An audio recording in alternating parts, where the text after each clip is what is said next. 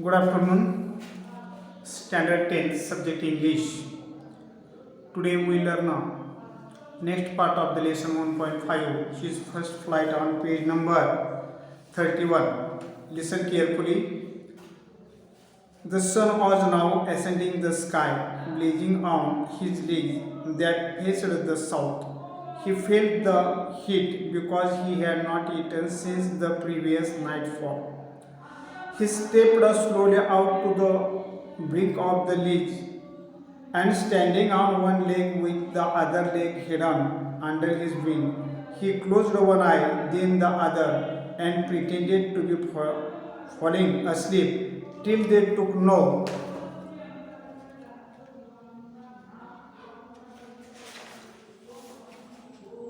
notice of him. He saw his two brothers and his sisters lying on the plateau, dozing with their heads sunk into their necks. His father was preening the feathers on his white back. Only his mother was looking at him. She was standing on a little high hump on the plateau, her white breast thrust forward.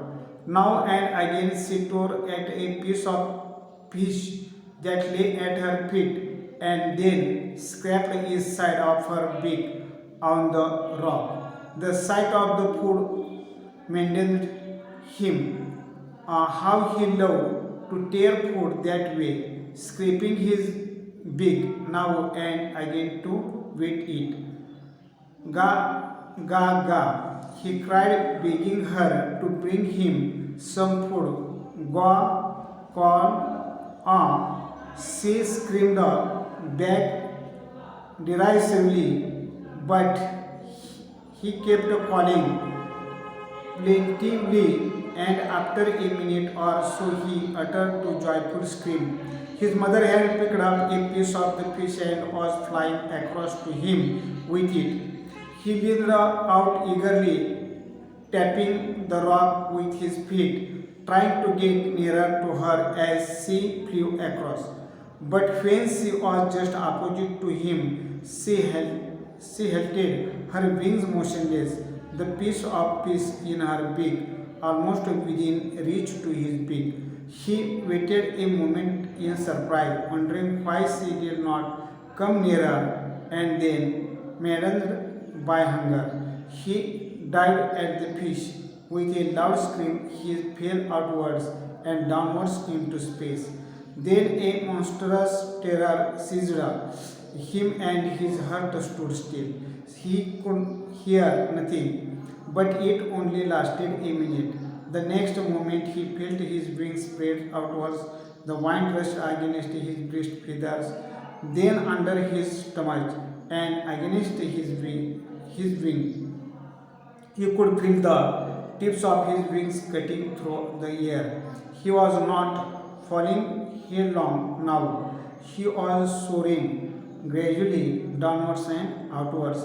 He was no longer afraid. He just felt a bit dizzy. So this is the part of the lesson. We read it. I read it. Now listen carefully. The sun was ascending in the sky. Means in the morning the sun was ascending, blazing on his day that faced the south. So he felt the heat because he had not eaten since the previous nightfall. Means uh, he was very hungry, and so he stepped slowly out to pick up the leaves and standing on one leg with the other leg hidden under his wing. Means he feel that I am asleep. So he sometime he closed one eye, open another, then he closed another eye, then one eye open in this way, and so they took no notice of him. And he saw his two brothers and sisters lying on the plateau, dazing with their heads sunk into their necks. And how they fly in the sky. He saw all these things from his place and his father was feeding the feathers of his white bag, and his mother was only looking at him. All his two brothers, sister, and father was not looking at her. Only mother was looking at her, and she was standing on a little high hump on the plateau, and her white breast thrust forward. Now and again, she tore at a piece of fish that lay at her feet, and then she rubbed each side of her beak on the rock, and the sight of the food maintained him. He was very eager to eat. How he loved to tear food that way, and so scraping his beak now and again to wet it, sharpen it. So he cried, begging, Ga, ga, ga, her to bring him some food. And her mother, she screamed back, Ga, call on. But he kept calling plaintively, and after a minute or so, she uttered a joyful scream.